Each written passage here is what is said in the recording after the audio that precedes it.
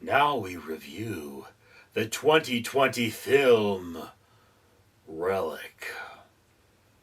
Alright, ladies and gentlemen, so I have seen the 2020 film Relic, which features three generations of a family. There is a grandmother, a mother, and a daughter.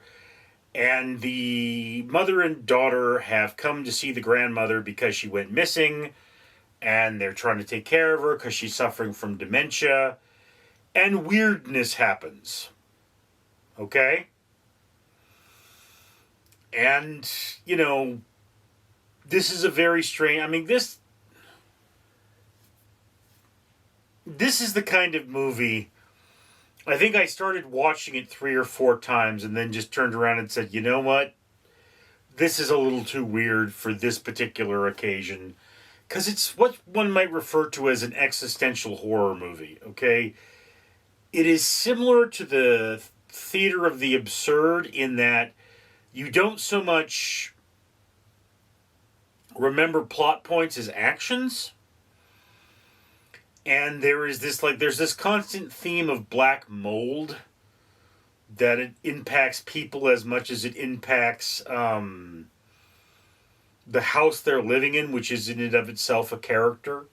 And there's a point where the daughter in this film, I think it's the youngest of the three generations, is just lost in this house. And, it seems to be a parallel dimension with no explanation as to why she is lost and what's going on and how things are happening. And there seems to be these supernatural elements with no explanation, leaving you to interpret what's happening. And whereas this is not a film with a high body count, it is a very disturbing sort of brain bender of a film. And a lot of people have decided they dislike this film, but you have to understand, it is a film designed to make you feel uncomfortable. It is a film designed to visualize, it's open to interpretation. You could interpret the events of this film as being a reality of the film. You could also interpret the events of this film as being a visualization of the emotions of dealing with an ailing relative who has dementia.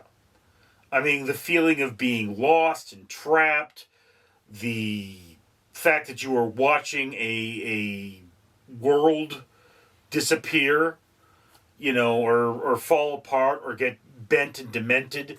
You're asking yourself, is this still the person? Is the person I loved and cared for still in there? Or are they just lost forever in a sea of broken thoughts? This film can be seen as being fluff and nonsense or as being incredibly insightful to the human condition. It's really open to interpretation. It's one of those films, if you want to be satisfied, don't watch this film. This is a high theater sort of a film. It is just epic in its bizarreness. And it makes people feel uncomfortable. It's a hard film to watch at times. And I think I could probably watch this film 10 times and sort of get different interpretations, of the events and the happenings. It's like the grandmother went missing, came back, appears to be fine. Why? We don't know. There's talk about the fact that there used to be a house on this property that was torn down so that a more modern house could be built. So the old house was a ramshackle old shack, and they tore it down, and they talk about, well, this window is from the old house. So what does that mean? Is it literal, or is it that the grandmother is built from the same substance as her father, who is a non-speaking character, or appears to be, never 100% said, is a non-speaking character in this film? That could be her grandfather, we don't know. But there's a non-speaking character in this film that is just seen, at the end of their life. And it's this sort of concept of age may turn us into monsters, and if your parents became monsters at the end of their life, there's that strong possibility that you might become that monster as well. That dementia is a disease that will take you over and make you that burden on your next generation. I mean, to be completely honest with you, I don't know if I can really relate to this film the way normal people can, because my mother died when I was young, and yeah, okay,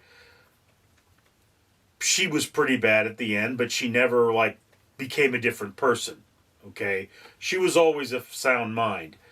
And I, never had that relationship with my father to be like, okay, I'm taking care of you in your senile years. Me and my father just didn't get along. So, I don't think I saw him for the last 10 years of his life. So it's one of those things that comes about. This is something that I'm departed from, but it's something I know enough about to be able to tell you that, yeah, there are certain people that are going to connect with this movie. They're going to be scared by this movie. They're going to be upset by this movie. I mean, really, looking at the reviews, I have to admit, you may not enjoy this movie, but I do have to say, it is pretty epic. I mean, I think that this is a horror movie that is perfectly a complete story, and you should definitely watch it at some point in your life. It goes in the upper half of your watch list. I mean, it's not a must-watch. I don't think it's going to become part of the zeitgeist. I'm really surprised that I haven't heard more about this film. But, I do have to say, I would recommend it. It is an agonizing film on an agonizing subject. It accomplishes precisely what it is meant to accomplish. So yes, Relic, definitely a solid brain bender. My kind of film, really. But that's just my opinion. I'd love to hear yours down in the comments below. I'm Richard. Greetings, humanity. I'm Randall the Rat, and I'm here to remind you that, well, you should probably comment, like, and subscribe now. And why? Well, the world isn't all that great, and Random Street Theater here is trying to change it. We do things like have trash removed from the ocean, pay for trees to be planted, and even feed orphans. And you can help. You can comment, like, and subscribe, and it's free. When you think about it, if you don't do those things, well, what are you saying?